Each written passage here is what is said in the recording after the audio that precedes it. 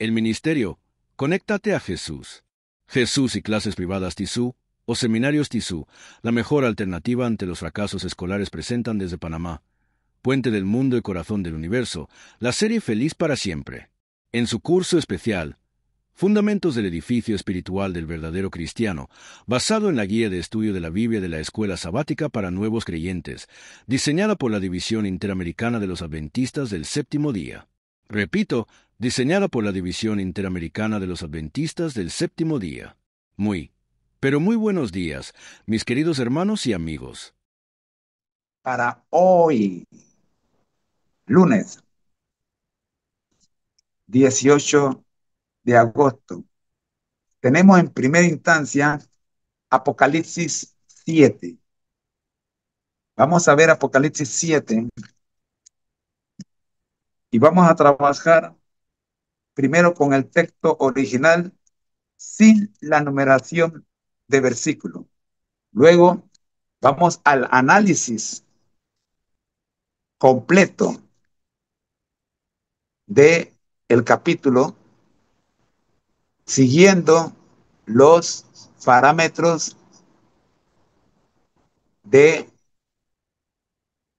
los adventistas del séptimo día y la estructura normal que utilizamos en nuestra preparación, que es siguiendo el método la exégesis, la hermenéutica y el método tridimensional que hemos utilizado hasta hoy en la interpretación de versículos. Luego vamos a ver la presentación de este mismo análisis por parte de mi esposa Rosita, la interpretación de este mismo capítulo 7, con lo que cerraremos con el análisis de los comentarios de Rosita. Bien, esa es la agenda para hoy. Muy bien, vamos con la lectura del capítulo 7. Adelante. Muchas gracias, amigos, por acompañarnos en este tiempo tan especial donde damos lectura a la palabra de Dios. Lo estamos haciendo en el último libro de la Biblia, libro de Apocalipsis o libro de las Revelaciones. Le invito a que busquen en el libro de Apocalipsis el capítulo 7. Capítulo 7 de Apocalipsis, versículo 1. Dice así la palabra de Dios. Después de esto vi a 4 ángeles en pie sobre los 4 ángulos de la tierra, que detenían los 4 vientos de la tierra para que no soplase viento alguno sobre la tierra, ni sobre el mar, ni sobre ningún árbol. Vi también a otro ángel que subía de donde sale el sol, y tenía el sello del Dios vivo. Y clamó a gran voz a los 4 ángeles a quienes se les había dado el poder de hacer daño a la tierra y al mar, diciendo: No hagáis daño a la tierra, ni al mar, ni a los árboles, hasta que hayamos sellado en sus frentes a los siervos de nuestro Dios. Y oí el número de los sellados: 144,000 sellados de todas las tribus de los hijos de Israel. De la tribu de Judá, 12,000 sellados. De la tribu de Rubén, 12,000 sellados. De la tribu de Gad, 12,000 sellados. De la tribu de Aser, 12,000 sellados. De la tribu de Neftalí, 12,000 sellados. De la tribu de Manasés, 12,000 sellados. De la tribu de Simeón, 12,000 sellados. De la tribu de Leví, 12,000 sellados. De la tribu de Isaacar, 12,000 sellados. De la tribu de Zabulón, 12,000 sellados. De la tribu de José, 12,000 sellados. De la tribu de Benjamín, 12,000 sellados.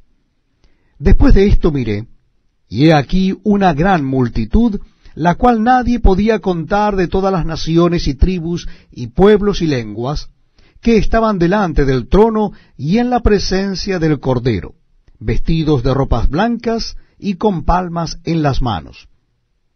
Y clamaban a gran voz diciendo: La salvación pertenece a nuestro Dios, que está sentado en el trono, y al Cordero. Y todos los ángeles estaban en pie alrededor del trono, y de los ancianos y de los 4 seres vivientes.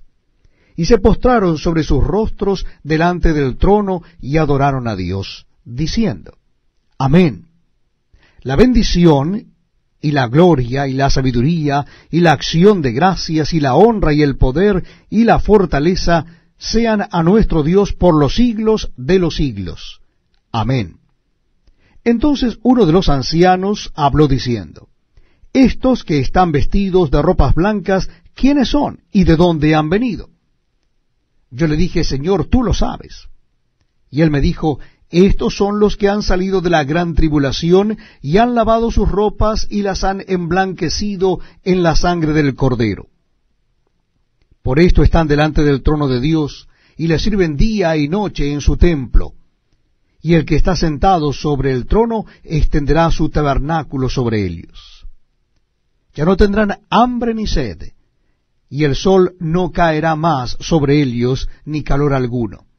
Porque el Cordero que está en medio del trono los pastoreará, y los guiará a fuentes de aguas de vida, y Dios enjugará toda lágrima de los ojos de ellos.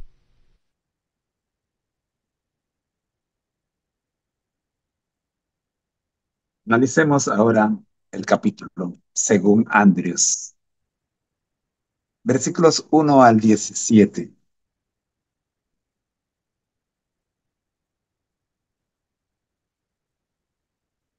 El capítulo 7 es una especie de paréntesis entre el sexto y el séptimo sello. Hay 2 secciones en este capítulo: los 144.000 versículos 1 al 8 y la gran multitud versículos 9 al 17. Ambos son metáforas del pueblo de Dios al final o al fin de los tiempos, y responden a la pregunta del capítulo 6, versículo 17. ¿Recuerda? Lo vimos ayer. ¿Quién podrá sostenerse en pie?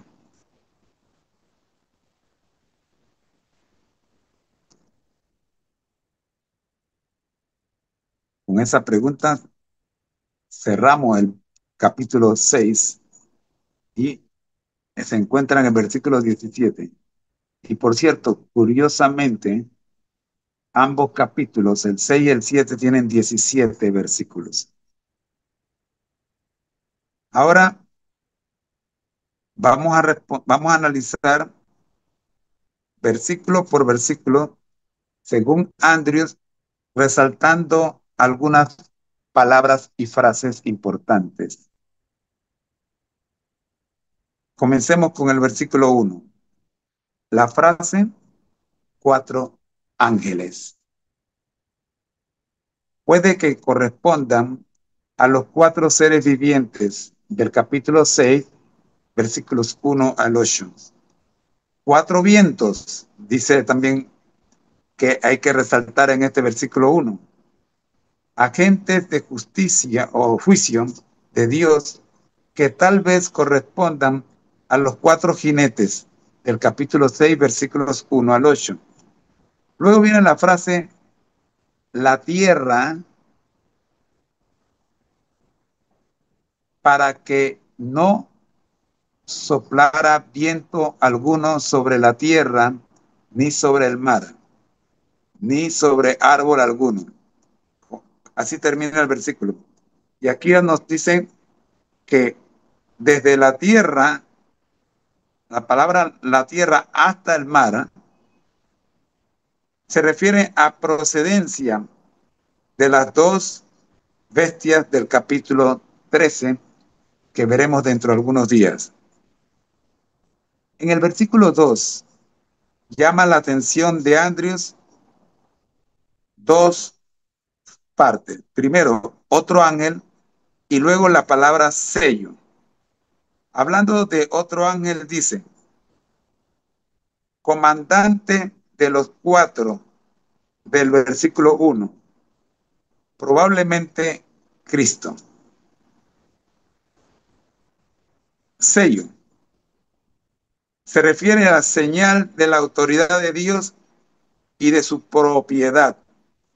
Ver el capítulo 9, versículo 4, que lo veremos entre 2 días. El capítulo 14, que lo veremos entre 7 días. Versículo 1, segunda de Tito, capítulo 2, versículo 19. Posible referencia a la santificación del sábado. Ver nota de el capítulo 13, versículos 16 y 17. Así, saltamos al versículo 3. El versículo 3 dice, diciendo, no hagáis daño a la tierra, ni al mar, ni a los árboles, hasta que hayamos sellado en su frente los siervos de nuestro Dios. Comentario, no hagáis daño hasta sellado.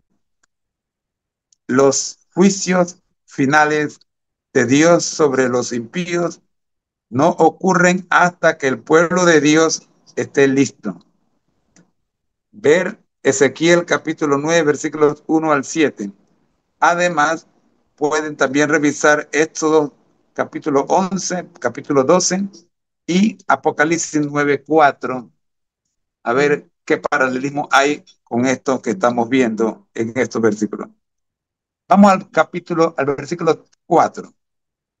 Versículo 4 dice, y oí el número de los sellados, 144,000 sellados de todas las tribus de los hijos de Israel.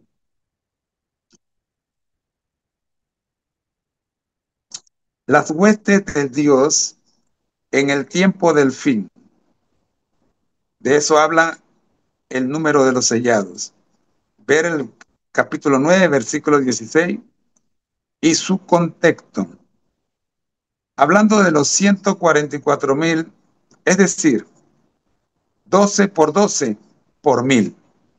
Probablemente representa la totalidad de Israel de Dios, del Israel de Dios. Ver los versículos 5 al 8 de este mismo capítulo que vamos a ver a continuación. Su pueblo en los tiempos del fin, la Nueva Jerusalén conmemora las 12 tribus y los 12 apóstoles, que vamos a ver en el capítulo 21, dentro de 14 días, si Dios quiere, los versículos 12 al 14. Como dije, vamos a ver entonces los versículos 5 al 8.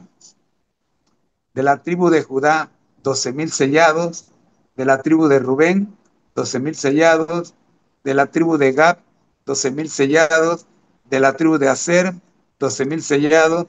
De la tribu de Neftalí, 12,000 sellados. De la tribu de Manaset, 12,000 sellados. De la tribu de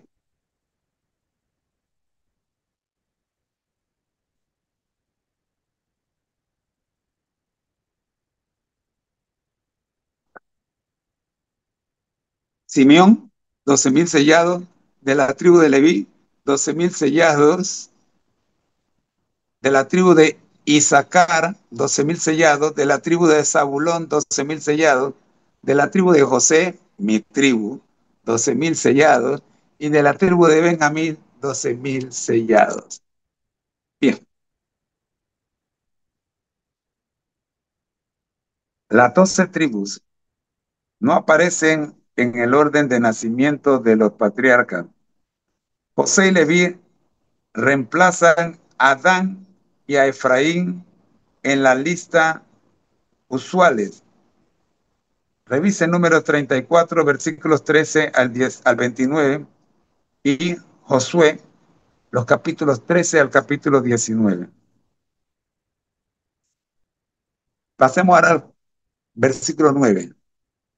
Después de esto miré y aquí una gran multitud, la cual nadie podía contar, de todas las naciones y tribus y pueblos y lenguas que estaban delante del trono y en la presencia del Cordero, vestidos de ropa blanca y con palmas en las manos. Miré, Juan oyó solo el número 144,000, pero contempló una gran multitud que reaparece en el capítulo 19, versículo 17, y que nadie podía contar, en contraste con el número oído de todas las naciones. Contrasta con las 12 tribus de Israel, literal. Palmas se usaban en festivales y festejos. Revisa Levítico 23, versículo 40 y Juan capítulo 12, versículo 13. El, el versículo 13 y el 14 dicen: entonces uno de los ancianos habló diciéndome, estos que están vestidos de ropa blanca, ¿quiénes son? ¿Y de dónde han venido? Yo le dije, Señor, tú lo sabes.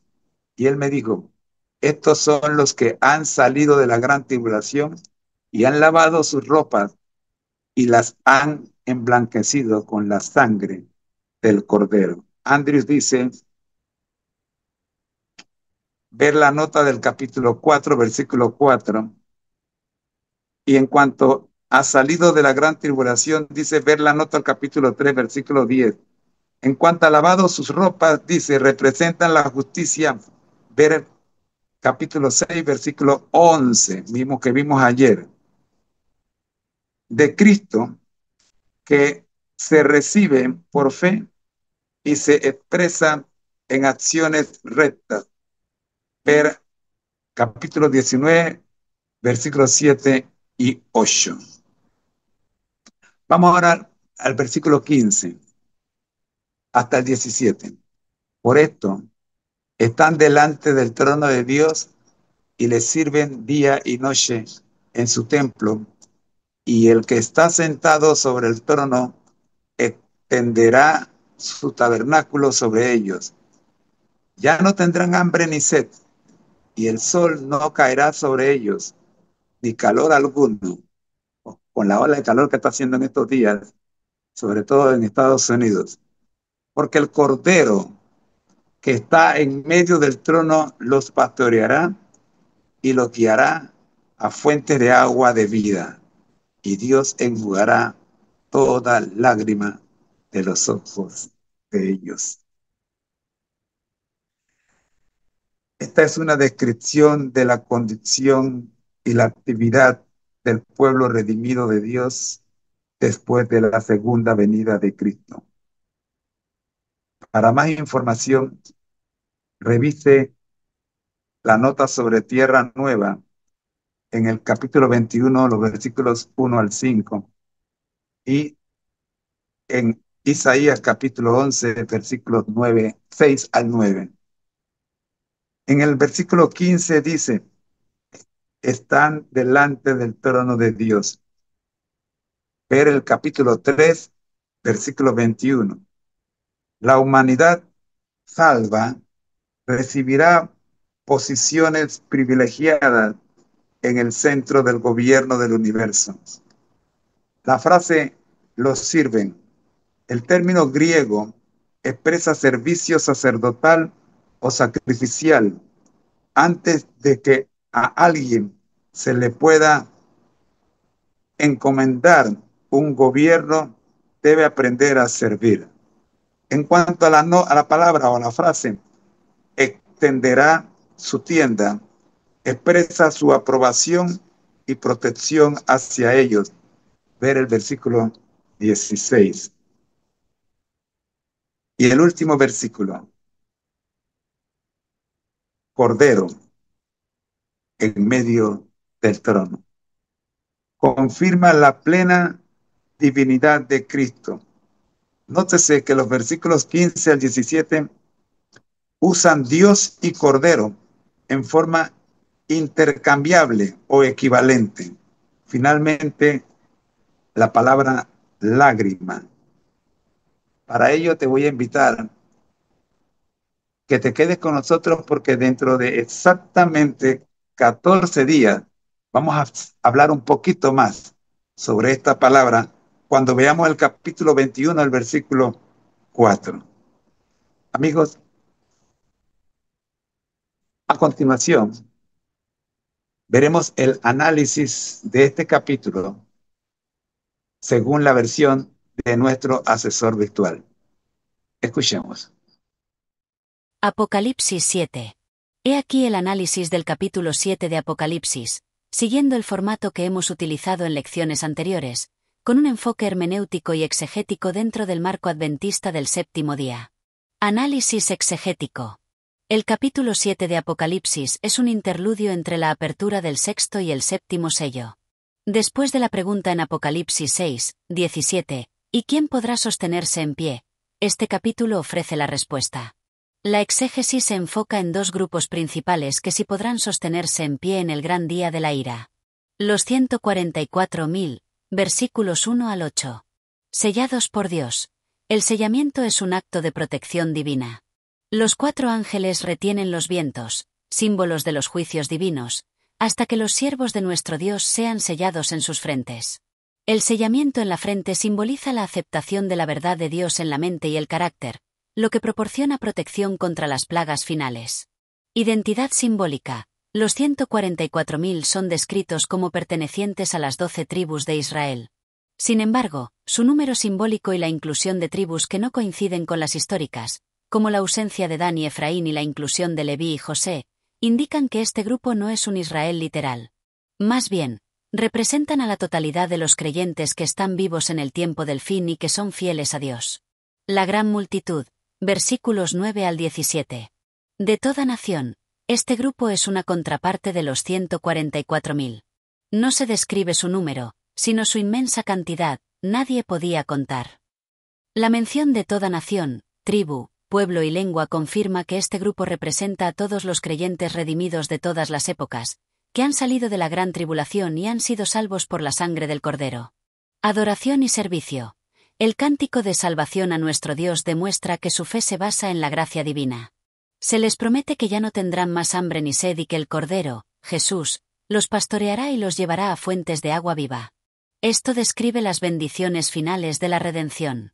Análisis hermenéutico. La hermenéutica de Apocalipsis 7 nos proporciona una poderosa respuesta a la ansiedad que el capítulo 6 puede generar. Respuesta a la pregunta. El capítulo 7 responde directamente a la pregunta final del capítulo 6. ¿Quién podrá sostenerse en pie? La respuesta es doble. Los 144.000 que son sellados para el fin de los tiempos, y la gran multitud que ya está redimida. Esto nos da la seguridad de que Dios tiene un pueblo que será protegido y que la salvación está disponible para todos los que creen, sin importar su origen. Seguridad en el sello. En un mundo de incertidumbre, la lección nos enseña que el sello de Dios en nuestra frente es la única seguridad real. Este sello no es una marca literal, sino el carácter de Cristo formado en nuestras vidas y la aceptación de su verdad en la mente. Visión de la Iglesia global. La visión de la gran multitud es un recordatorio de que la Iglesia es un cuerpo diverso y global. Nos desafía a superar las divisiones étnicas y culturales y a reconocer que todos los creyentes de todas las épocas somos parte de la misma familia de fe, unida por la sangre del Cordero. Análisis tridimensional de la lección. Dimensión espiritual. Mensaje principal. Espiritualmente, la lección principal es la protección divina y la seguridad de la salvación. El sellamiento de los 144.000 y el destino de la gran multitud son una promesa de que la fidelidad tiene su recompensa. No se trata de un escape del sufrimiento, sino de una protección a través de él. Aplicación a la vida. El texto te llama a una búsqueda de la santidad y la verdad en tu vida diaria. El sello de Dios en tu frente se construye a través de tus decisiones y tu carácter, reflejando tu dedicación a su palabra. Dimensión mental. Mensaje principal. El capítulo desafía nuestra mentalidad exclusiva o tribal. La visión de la gran multitud de toda nación nos obliga a pensar en la universalidad del Evangelio. No se trata de un grupo élite, sino de un grupo inclusivo que abarca a todos los que creen. Aplicación a la vida. El mensaje te insta a tener una mente abierta y un corazón misionero, superando los prejuicios. Debes ver a cada persona, sin importar su origen, como un potencial miembro de la gran multitud redimida. Dimensión física o material. Mensaje principal. El texto tiene implicaciones físicas, ya que habla de un grupo que ha salido de la gran tribulación, sufrimiento físico, y que ahora no tendrá más hambre ni sed. La vida eterna no es una experiencia abstracta, sino que incluye el cese del sufrimiento físico y la restauración de las bendiciones materiales. Aplicación a la vida. Este capítulo te da una perspectiva eterna para tus sufrimientos presentes. Las dificultades que enfrentas son temporales. La promesa de que ya no habrá más dolor, sed ni hambre es una promesa tangible que te debe dar fuerza para perseverar. Te llama a una respuesta física de servicio y adoración, uniéndote al coro de la gran multitud, sin importar dónde te encuentres.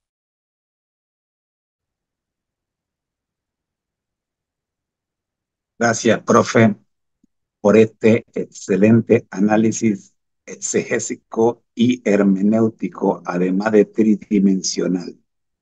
A continuación, Dios ha dotado a muchas personas con talentos de redacción y análisis. Una de ellas es mi querida esposa, Rosita. Escuchemos su análisis particular, guiada por el Espíritu Santo, de este hermoso capítulo.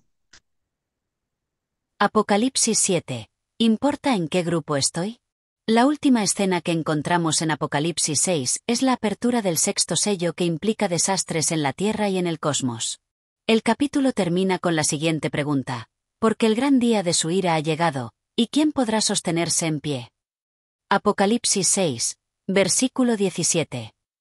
La respuesta a esta pregunta se encuentra en Apocalipsis 7. En Apocalipsis 7 se mencionan dos grupos que podrán estar en pie ante el gran día de la ira de Dios. Leamos la descripción de ambos grupos para ver cómo podemos formar parte de cualquiera de ellos. Los sellados, Apocalipsis 7, versículos 1 al 7. Leemos Apocalipsis 7, versículos 1 al 3 de la siguiente manera: después de esto vi a 4 ángeles en pie sobre los 4 ángulos de la tierra, que detenían los 4 vientos de la tierra, para que no soplase viento alguno sobre la tierra, ni sobre el mar, ni sobre ningún árbol. Vi también a otro ángel que subía de donde sale el sol, y tenía el sello del Dios vivo, y clamó a gran voz a los 4 ángeles, a quienes se les había dado el poder de hacer daño a la tierra y al mar, diciendo: no hagáis daño a la tierra, ni al mar, ni a los árboles, hasta que hayamos sellado en sus frentes a los siervos de nuestro Dios. La multitud vestida de ropas blancas. Apocalipsis 7, versículos 9 y 10. Después de esto miré, y aquí una gran multitud, la cual nadie podía contar, de todas naciones y tribus y pueblos y lenguas, que estaban delante del trono y en la presencia del Cordero, vestidos de ropas blancas, y con palmas en las manos, y clamaban a gran voz, diciendo: la salvación pertenece a nuestro Dios que está sentado en el trono, y al Cordero. Los acontecimientos cataclísmicos que comenzaron en el sexto sello se detienen por un tiempo hasta que aquellos que sirven a Dios son sellados o protegidos de ellos. La única característica que se menciona aquí sobre aquellos que serán sellados es que son siervos de Dios. Si queremos estar protegidos cuando comiencen los eventos cósmicos del sexto sello, debemos ser siervos de Dios para ser sellados. Entonces, ¿cuáles son las características de un siervo de Dios? ¿Hay verdaderos siervos y falsos siervos de Dios? ¿Cómo podemos identificar a un siervo de Dios? Características de los verdaderos siervos de Dios. Jesús utiliza la parábola de los talentos, Mateo 25, versículos 14 al 30, para describir la primera característica de los que son verdaderos siervos. Característica número 1. Uso de los recursos, Mateo 25, versículos 14 al 30. Dios desea que sus obreros lo consideren como el dador de todo lo que poseen, que recuerden que todo lo que tienen y todo lo que son procede de Él, cuyos consejos son admirables y cuyas obras son excelentes. Consejos sobre mayordomía cristiana, capítulo 24, Nuestros talentos, página 120. El verdadero siervo de Dios reconocerá que todo lo que tiene le pertenece a Dios y lo usará según su guía y para su honor y gloria. La prosperidad es un talento. Todo lo que poseemos pertenece al Señor, sin ninguna duda. Cada cristiano debe llevar a cabo su parte como un mayordomo fiel. El habla es un talento. Debe utilizarse para proclamar la sabiduría y el maravilloso amor de Dios. La fuerza es un talento, y debe emplearse para glorificar a Dios. Nuestros cuerpos le pertenecen. Él pagó el precio de la redención por el cuerpo tanto como por el alma. Podemos servir a Dios mejor con el vigor de la salud que con la decrepitud de la enfermedad. Por lo tanto debemos colaborar con Dios en el cuidado de nuestros cuerpos. La influencia es un talento que constituye un poder para el bien cuando el fuego sagrado encendido por Dios es llevado a nuestro servicio. La influencia de una vida santa se siente en el hogar y fuera de él. Consejos sobre mayordomía cristiana, capítulo 24, Nuestros talentos, páginas 120 y 121. Característica número 2. Amor por los demás. Jesús describe la segunda característica de los verdaderos siervos en Mateo 25, versículos 31 al 46. Cuando el Hijo del Hombre venga en su gloria, y todos los santos ángeles con él, entonces se sentará en su trono de gloria, y serán reunidas delante de él todas las naciones, y apartará los unos de los otros, como aparta el pastor las ovejas de los cabritos. Mateo 25, versículos 31 y 32. ¿Cuál es la base de esta separación? Y pondrá las ovejas a su derecha, y los cabritos a su izquierda. Entonces el rey dirá a los de su derecha: Venid, benditos de mi Padre, heredad el reino preparado para vosotros desde la fundación del mundo. Porque tuve hambre, y me disteis de comer, tuve sed, y me disteis de beber, fui forastero, y me recogisteis, estuve desnudo, y me cubristeis, enfermo, y me visitasteis, en la cárcel, y vinisteis a mí. De cierto os digo que en cuanto lo hicisteis a uno de estos mis hermanos más pequeños, a mí lo hicisteis. Mateo 25, versículos 33 al 36 y versículo 40. Como podemos ver, el amor por los demás fue la base de la separación de los dos grupos. Lo que hagamos a los demás, dice Jesús, se lo hemos hecho a él.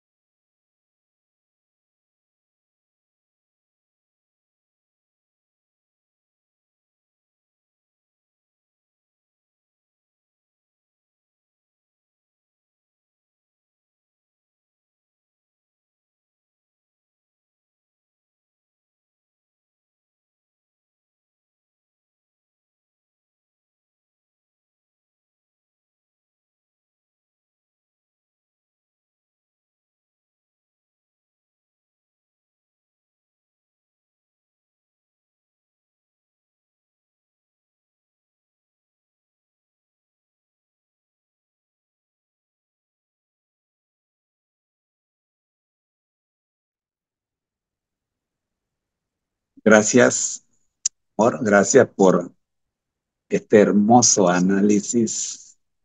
Una vez más, la botaste. Ahora vamos a comentar el análisis que acabamos de escuchar. Y para ello, le pedimos al profe que haga el análisis de los comentarios de Rosita sobre este capítulo desde el punto de vista teológico y tridimensional. Adelante, profe. A continuación, presento un análisis completo de los comentarios de tu esposa Rosita sobre el capítulo 7 de Apocalipsis, siguiendo el método acostumbrado. Análisis exegético y hermenéutico de los comentarios de Rosita. El comentario de Rosita proporciona una hermenéutica clara y aplicada del capítulo 7 de Apocalipsis, respondiendo directamente a la pregunta ¿quién podrá sostenerse en pie? Del capítulo 6. Su análisis se centra en la identificación de los dos grupos salvos y las características necesarias para unirse a ellos. Exégesis. El comentario hace un excelente trabajo al desglosar los dos grupos del capítulo 7. Los 144.000, los sellados. Rosita identifica a este grupo no por su literalidad, sino por su cualidad de siervos de Dios. Apocalipsis 7, 3. Ella profundiza en la definición del sello del Dios vivo, desglosando sus componentes, nombre, título, territorio, y mostrando que el sábado es el único mandamiento que contiene estos tres elementos, identificando a Dios como el Creador.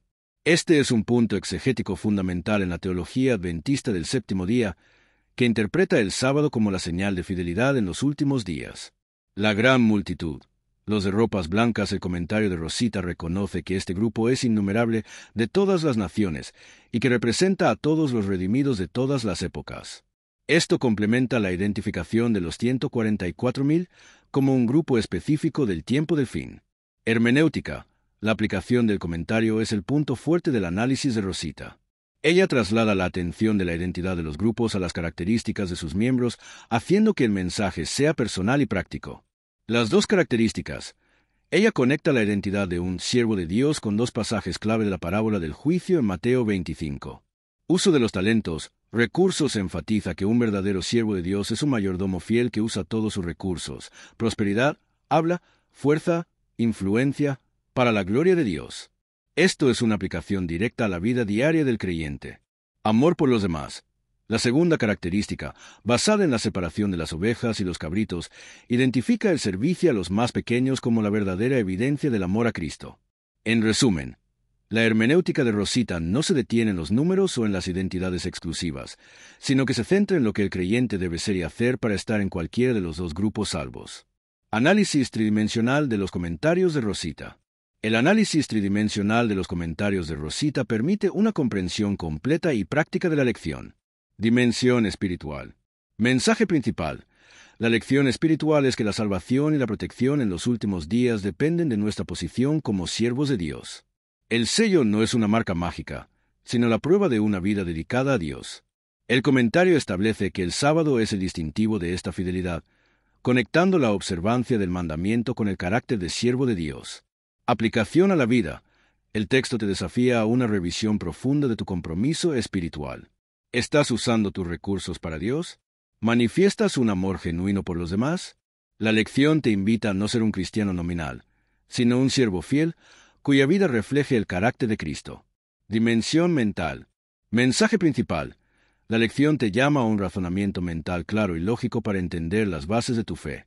El comentario de Rosita desglosa el concepto del sello en sus tres componentes y usa el método de comparación para identificar el sábado como el mandamiento que cumple con estos criterios. Esto combate la idea de que la fe es irracional y demuestra que la verdad de Dios se puede comprender y defender. Aplicación a la vida. El mensaje te anima a un estudio intencional de la palabra. Te reta a no aceptar dogmas sin cuestionar, sino a buscar la verdad por ti mismo. La lección te prepara para dar una razón de tu fe a los demás, demostrando que tu creencia en el sábado como el sello de Dios tiene un fundamento sólido y lógico. Dimensión física o material. Mensaje principal. La lección tiene implicaciones físicas y tangibles, ya que los siervos son definidos por sus acciones. Las características del verdadero siervo no son ideas abstractas, sino que se manifiestan en el uso de recursos tangibles, prosperidad, fuerza, habla y en acciones físicas dar de comer al hambriento, visitar al enfermo. Aplicación a la vida. La lección te invita a una respuesta práctica y tangible. Te pide que analices tu vida material. ¿Cómo usas tu dinero y tu tiempo? ¿Tus acciones de servicio a los demás son una manifestación física de tu amor a Cristo? El comentario de Rosita hace que la fe no sea solo una creencia, sino una forma de vida que se demuestra con cada acto físico y material.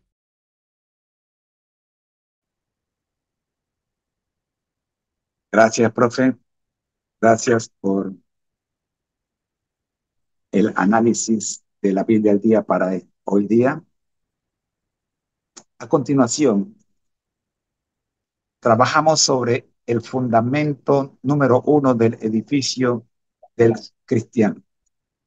Para ello, tenemos el Mesías. Durante el primer siglo, el típico modelo de enseñanza de los rabinos consistía en contestar las preguntas de sus discípulos.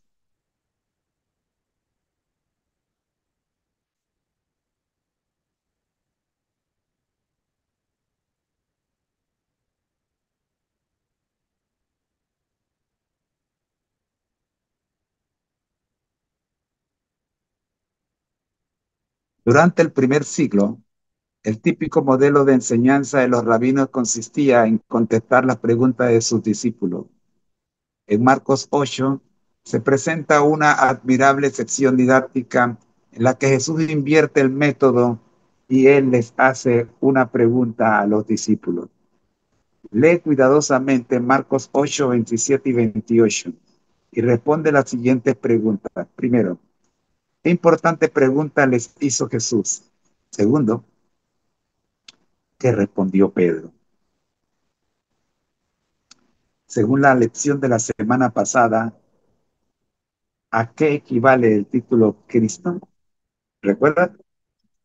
Jesús contestó en una forma poco acostumbrada, advirtiéndoles a ellos que no lo comentaran a nadie. Esas instrucciones son lo opuesto a lo esperado, ya que era algo vital que la gente conociera quién era Jesús. Hablaremos al respecto más adelante. Jesús aprovechó la ocasión, sin embargo, para enseñar a los discípulos algo fundamental sobre la misión del Señor. La pregunta, ¿qué explicó Jesús acerca de sí mismo y cómo reaccionó Pedro? Lee Marcos 8, versículos 31 y 32. Pedro no deseaba un futuro trágico para su maestro. Su actitud era un reflejo del concepto de Moisés, de Mesías, que le habían enseñado. Alguien que libertaría al país de la dominación romana. Para un judío era inconcebible que el Mesías tuviera que sufrir y morir. Por tanto, las palabras de Cristo contradecían lo que Pedro había aprendido. Aunque la interpretación de Pedro respecto a la identidad de Jesús era más acertada que la del pueblo, seguía siendo incompleta. Lo más significativo aquí es que el aprendizaje de Pedro estaba avanzando, aunque no lo conocía del todo. El tuyo y el mío, ¿qué tan cerca o qué tan lejos están del de Pedro? Escuchemos el análisis tridimensional y teológico de esta lección por parte de nuestro asesor virtual. A continuación, presento un análisis completo de los comentarios de esta lección con todo gusto. Aquí está el análisis de la lección para el día lunes, el Mesías, utilizando el método que hemos desarrollado. Análisis exegético y hermenéutico. La lección de hoy se centra en un momento crucial del ministerio de Jesús, la confesión de Pedro en Cesarea de Filipo. El texto original de la lección subraya el contraste entre la expectativa de un Mesías político y la revelación de un Mesías sufriente. Exégesis. Marcos 8, 27 a 38 es el corazón de la lección. Jesús invierte la dinámica de la enseñanza rabínica al hacer la pregunta fundamental: ¿quién dicen los hombres que soy yo? Versículo 27. Luego la hace personal. ¿Y ustedes, quién dicen que soy yo? Versículo 29. La respuesta de Pedro, tú eres el Cristo, es la confesión correcta, pero su comprensión es incompleta. El término Cristo, del griego Christos, es el equivalente del hebreo Mesías y significa el ungido. Este título evocaba la esperanza de un rey guerrero que liberaría a Israel del yugo romano. La advertencia de Jesús. Versículo 30. La advertencia de Jesús para que no revelen su identidad es un enigma. Exegéticamente, se entiende que Jesús quería evitar que su misión fuera malinterpretada. No quería que la gente lo siguiera por razones políticas o nacionalistas. El concepto de Mesías estaba tan cargado de expectativas terrenales que su verdadera misión, el sacrificio y la cruz, se habría perdido por completo. La lección fundamental, versículos 31 al 32 inmediatamente después de la confesión de Pedro, Jesús revela la misión del Hijo del Hombre. Él debe sufrir, ser rechazado y morir. Esta es una revelación chocante y el punto de inflexión de la lección. Pedro, con una mentalidad centrada en el poder, reprendió a Jesús. Este choque entre la visión del Mesías triunfante y el Mesías sufriente es el clímax del pasaje. Hermenéutica, la lección es profundamente relevante para nosotros hoy. Como Pedro, a menudo tenemos una visión incompleta o incluso equivocada de quién es Jesús.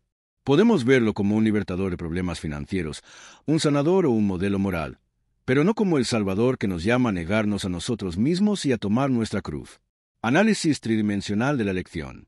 El análisis tridimensional de esta lección revela cómo la verdad de Jesús como Mesías no solo afecta nuestra teología, sino cada aspecto de nuestra vida. Dimensión espiritual. Mensaje principal. La lección espiritual es que el verdadero discipulado no se basa en el poder terrenal, sino en el sacrificio personal. Pedro representaba una fe basada en el poder y la victoria militar, pero Jesús redefine el Mesías como uno cuyo triunfo viene a través de la humillación y el sufrimiento. Aplicación a la vida. Espiritualmente, la lección te insta a examinar tu propia fe. ¿Buscas a un Mesías que te libere de tus problemas o a uno que te dé la fuerza para enfrentarlos con humildad y sacrificio? El verdadero discipulado requiere negarse a uno mismo, tomar la cruz y seguir a Jesús, una lección que aún hoy nos cuesta aceptar. Dimensión mental. Mensaje principal. El texto te invita a un ejercicio mental de redefinir conceptos. Como Pedro, nuestra mente está condicionada por las expectativas del mundo. La lección nos obliga a confrontar nuestras propias ideas sobre la victoria, el poder y la salvación, y a reemplazarlas con el modelo de Cristo. Aplicación a la vida. El mensaje te reta a un estudio más profundo y honesto de la palabra. No te conformes con las ideas populares sobre Jesús. Permite que la Biblia desafíe tus preconcepciones. Reflexiona sobre cómo el concepto de Mesías sufriente cambia tu perspectiva sobre el sufrimiento en tu propia vida y en el mundo. Dimensión física o material. Mensaje principal. La lección tiene consecuencias físicas directas. El mensaje de negarse a sí mismo y tomar la cruz se traduce en acciones tangibles. No es solo una idea, es una elección física de poner a Dios por encima de las comodidades, la seguridad y las posesiones materiales. Aplicación a la vida. La lección te invita a actuar sobre tu fe. Si Jesús es el Mesías que te llama a seguirlo en su camino de sacrificio, ¿qué cambios prácticos necesitas hacer en tu vida? ¿Qué comodidad material o qué deseo de éxito terrenal debes entregar? La confesión de Pedro fue solo el principio. La lección de Jesús fue una llamada a una acción física de renuncia y obediencia.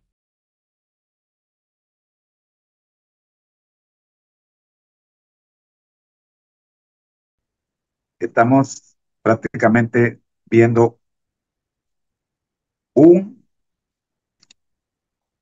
una característica por tema en cada lección, de cada creencia.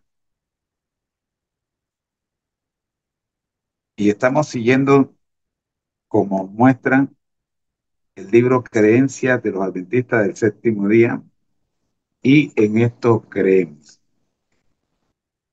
Y cerramos con el magistral,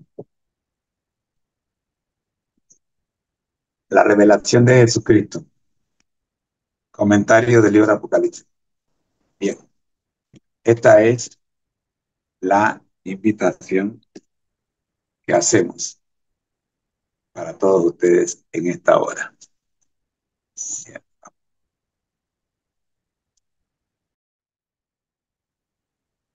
Bien, vamos entonces con nuestro lema.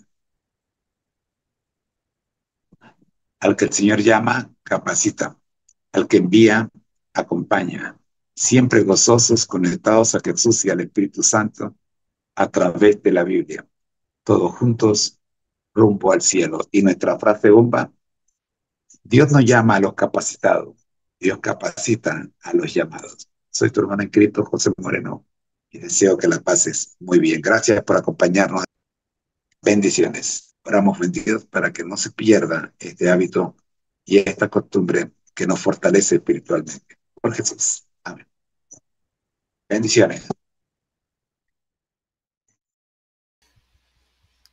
Amigo, gracias por escucharnos. Usted puede comunicarse con nosotros y conectarse en cualquiera de las redes sociales bajo los siguientes títulos. En 3us.tumblr.com. Seminarios TISU. En 3us.facebook.com. Bajo el nombre Yosepoto Picture. En 3us.linkin.com/in. Bajo el nombre Seminarios TISU.